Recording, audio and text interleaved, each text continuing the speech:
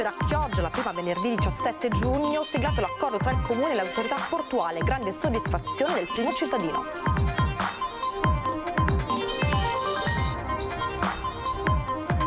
Iniziati i lavori sui fondali di Punta San Giuliano, dove la navigazione è diventata sempre più complicata, a tratti impossibile. Turismo Caffone, raffica di multe, controlli a tappeto, sanzioni per 10.000 euro. A San Zaccaria turisti multati perché mangiavano su una vera da pozzo. 2 incidenti nel tratto maledetto della 4 Portoguaro San Stino, a distanza di poco tempo coinvolti mezzi pesanti, ferito un camionista. Nella chiesa di San Zaccaria sono tornate a risplendere dopo un restauro 2 diversi anni dei 3 politici del 1400, capolavori che si trovavano nella cappella di Sant'Erasio. L'assessore al commercio Sebastiano Costalonga accoglie l'appello della più antica legatoria d'Italia, Santa Maria del Giglio, che rischia di chiudere. Sarà Cristina D'Avena la protagonista dell'edizione 2020 del Lungomare delle Stelle di Jesolo. La cerimonia si svolgerà il 7 luglio in Piazza Milano.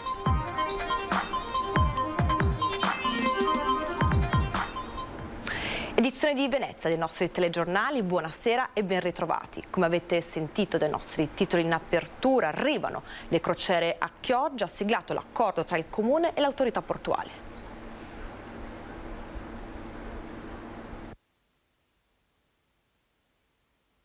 Finalmente il 17 giugno arriverà la prima crociera della Viking nel porto dei Saloni a Chioggia. L'accordo tra autorità portuale e comune clodiense, discusso e approvato in Consiglio Comunale, pone le basi per uno sviluppo coordinato tra le esigenze della portualità e le istanze della città. Ringrazio il presidente dell'autorità portuale di Blasio, che ha pensato anche alla nostra città come uno scalo importante. L'accordo identifica all'interno dell'ambito portuale di Chioggia il perimetro delle aree di competenza esclusiva del porto e all'interno di queste le aree di interazione porto-città, la cui pianificazione spetterà al Comune. Tra queste l'area dell'ex cementificio ai Saloni, in parte già uso residenziale e di parcheggio, e una fascia continua in Val d'Ario a destra di Via dei Maestri del Lavoro, dove potranno essere sviluppate funzioni e servizi legati alla città. Lo avevamo detto in campagna elettorale che eravamo favorevoli all'arrivo delle crociere a Chioggia, stanno arrivando e per l'amministrazione comunale è un'importante vittoria per la città. Ora però ci dobbiamo far trovare pronti e per questo chiederò aiuto alle associazioni di categoria turistiche ed economiche, perché dobbiamo essere pronti ad accogliere i turisti che arriveranno e dobbiamo essere pronti ad offrire qualcosa di importante affinché i turisti arrivino e rimangano in città a visitare le nostre bellezze. Ferme restando le prerogative dell'autorità portuale, nell'accordo sono state contemplate le esigenze della città manifestate dal sindaco sulla questione parcheggi. L'autorità portuale concederà temporaneamente, per un anno estendibile a 2, alcune aree che attualmente non sono operative. Riguardo all'impianto GPL, Armelao rassicura che si sta lavorando per l'immediato smantellamento. E ai lavori sui fondali di Punta San Giuliano, dove la navigazione è diventata sempre più complicata, a tratti impossibile. Dopo tante richieste e segnalazioni, ma soprattutto l'appello delle società remiere, finalmente sono iniziati i lavori di dragaggio qui a Punta San Giuliano. I fondali sono diventati talmente bassi che rendono difficoltoso qualsiasi tipo di navigazione. Ecco perché anche i fenicotteri si vedono con più frequenza, a testimonianza di una laguna con sempre meno acqua nell'area del polo nautico di Punta San Giuliano. Eccolo qua, è la profondità dell'acqua in questo momento. Pochi centimetri. Pochi centimetri, esatto. Con l'avvio dei lavori però in poche settimane il problema dovrebbe risolversi almeno in questo primo step. Il Comune sta investendo qualcosa come 7 milioni di euro su quest'area per i capannoni che vediamo poi eventualmente in fondo, e però non c'era più acqua. Qua sotto alle nostre gru abbiamo un fondale di 35-40 centimetri che in caso di bassa marea non ci permette neanche più di mettere in acqua né di tirare su le barche. In qualche momento le barche più grosse hanno difficoltà a risalire o scendere in acqua. Abbiamo rischiato, l'amministrazione ha rischiato di vanificare un investimento di quasi 8 milioni di euro, nel senso che a fronte di una struttura così imponente, il fatto di non avere una navigabilità garantita e assicurata rischiava di creare anche un danno erariale non indifferente.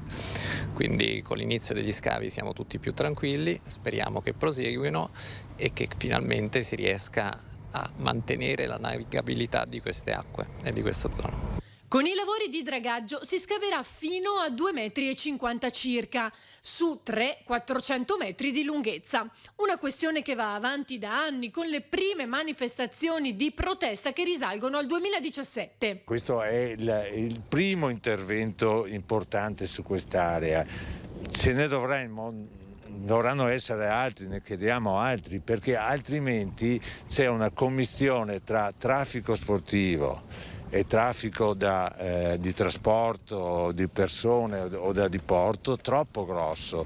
L'auspicio è che dopo questo primo intervento se ne possano realizzare altri. Il nostro obiettivo in realtà sarebbe quello a cui ancora non abbiamo rinunciato, di avere proprio una vasca scuola, quindi di creare una zona esclusiva dove i ragazzi possano allenarsi con tranquillità, senza preoccupazione che sfreccino motoscafi o altre imbarcazioni che possono essere molto pericolose.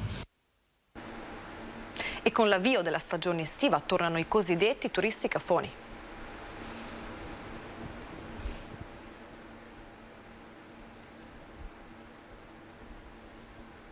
Arriva il servizio. Dopo i tuffi, i bivacchi, addirittura le tende da campeggio, 4 turisti, 2 tedeschi, 2 della Repubblica Ceca, questa volta hanno pensato di mangiare la pasta asciutta sopra una vera da pozzo, gesto che gli è costato una multa di 4.200 euro. Queste coperture, utilizzate per chiudere i 6.000 pozzi presenti a Venezia in passato, 600 oggi, sono diventate parte della storia e hanno un valore culturale inestimabile. E questi turisti l'hanno utilizzata come un tavolo. È successo venerdì sera in zona San Zaccaria. I 4 hanno recuperato anche delle sedie dalla pensione in cui alloggiavano e si sono messi a mangiare le loro paste. Chiamati da alcuni residenti sbigottiti, sul posto sono giunti gli agenti del nucleo di polizia della navigazione della municipale e hanno comminato 1.050 euro ciascuno per essersi appoggiati su un bene monumentale rischiando di danneggiarlo, per aver bevuto alcol in strada, vietato dal regolamento comunale, e per i piatti in porcellana e i bicchieri di vetro usati fuori dai locali. I 4 erano completamente ignari. Nuovi controlli a tutela del decoro a Rialto. La polizia locale ha passato al setaccio tutte le attività di Ruga degli Oresi a Campo San Giacometto, riscontrando ancora una volta violazioni alle modalità di esposizione della merce che continua a venire appesa alle vetrine in maniera irregolare. Il bilancio finale è di 18 contravvenzioni per un totale di circa 10.000 euro di sanzioni. 2 incidenti lungo l'autostrada a distanza di poco tempo, coinvolti mezzi pesanti. Un altro incidente questa mattina poco dopo le 6:30 sull'autostrada A4 nel tratto maledetto tra il nodo di Porto Gruaro e lo svincolo di San Stino di Livenza poco prima dell'uscita. Un tir è piombato contro una bisarca carica di auto che stava trasportando. Il camionista è rimasto incastrato nella cabina di guida a causa dell'impatto violento. Sul posto sono giunti poco dopo i sanitari del 118 insieme ai vigili del fuoco, la polizia stradale e il personale ausiliario di Autovie Venete. Il traffico si è bloccato in direzione Venezia.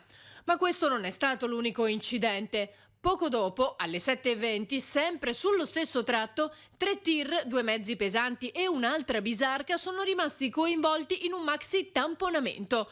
A quel punto il traffico è stato dirottato sulla A28 per chi era diretto a Venezia. E nella chiesa di San Zaccaria sono tornati a risplendere dopo un restauro durato diversi anni 3 politici del 1400. Sono tornati nella chiesa di San Zaccaria a conclusione di un restauro iniziato nel 2013. 3 politici che dalla metà del XV secolo andarono a sormontare l'altare maggiore e i 2 altari laterali della cappella di Sant'Arasio. Un imponente complesso, opera di Giovanni d'Alemagna e di Antonio Vivarini, tra i massimi esponenti del tardo gotico veneziano e capostipite di una celebre bottega di pittori di Murano.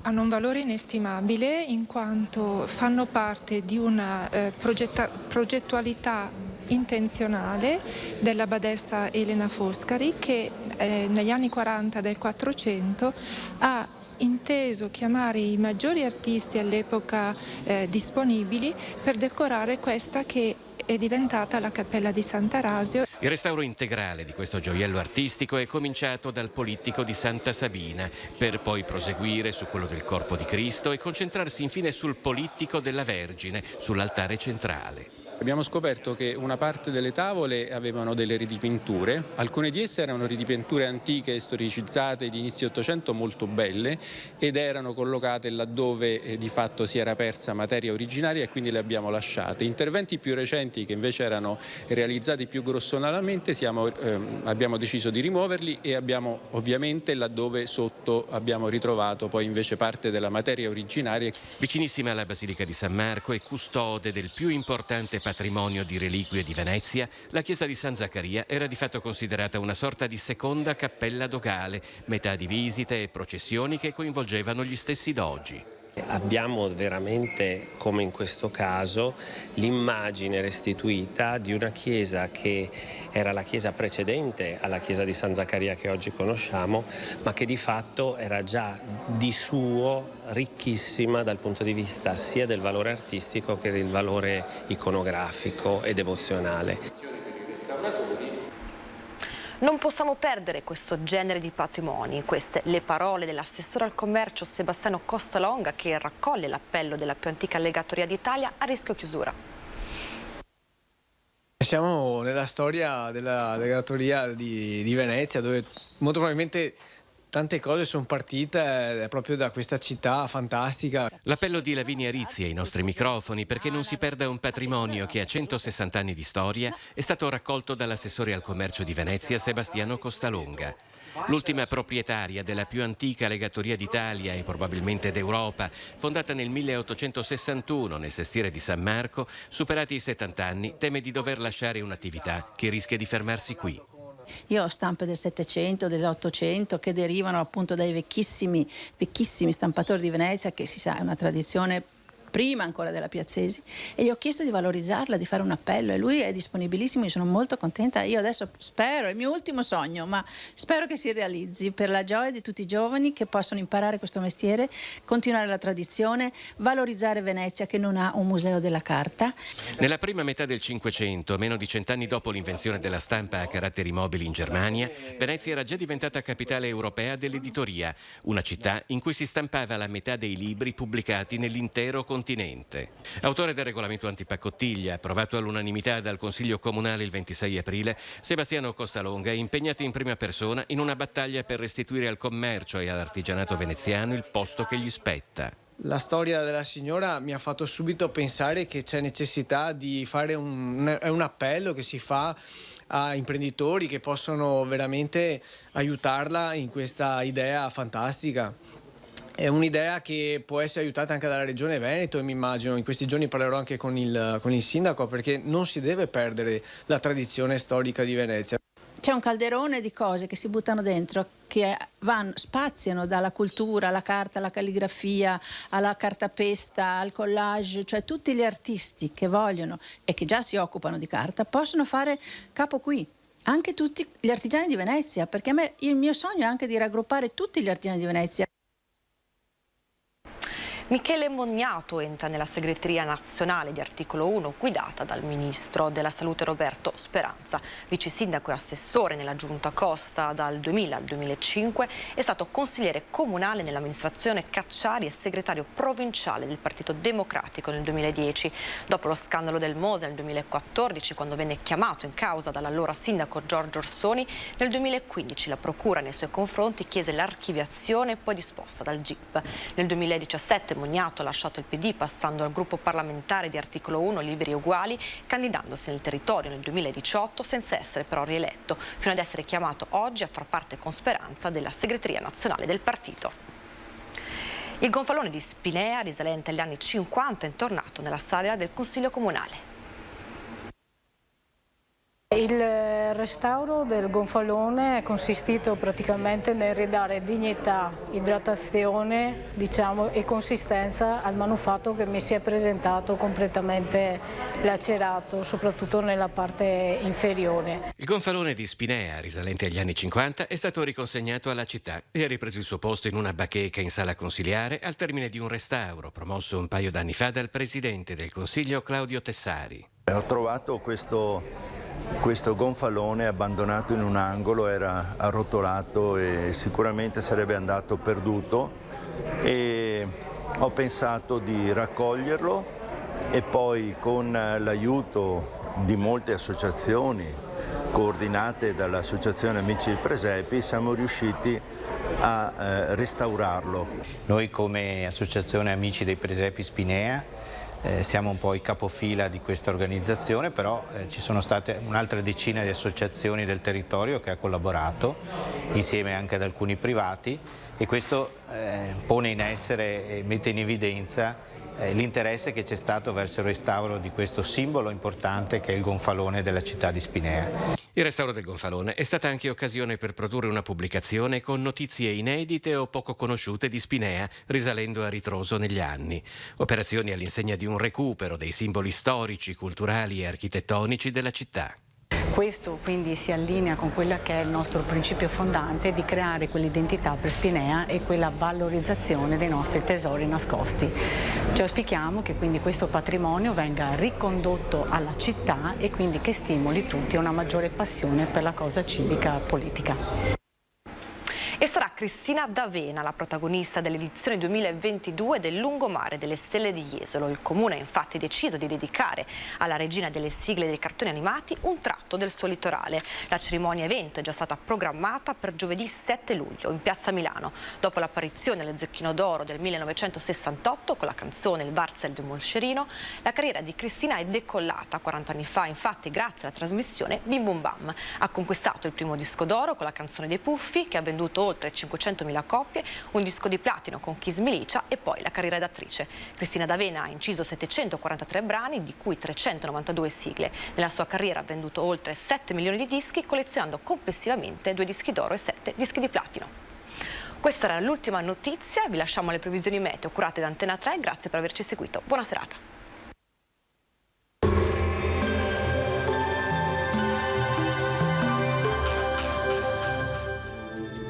Bentrovati al meteo. La perturbazione si sposta verso i Balcani nella giornata di giovedì 9 giugno, tempo ancora instabile e nuovo temporaneo calo termico. Vediamo insieme il dettaglio.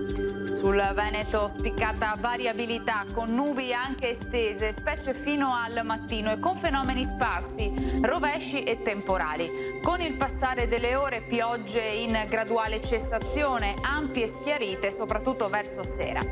Temperature, come detto, in diminuzione, minime tra 13 e 17 gradi, massime comprese invece tra i 20 e i 24 gradi. Ci spostiamo ora sul Friuli Venezia Giulia, anche qui evoluzione incerta. Avremo rovesci sparsi, in genere moderati, solo localmente abbondanti. Su pianura e costa soffierà bora moderata. Temperature minime sui 15-17 gradi, massime sui 18-21 gradi.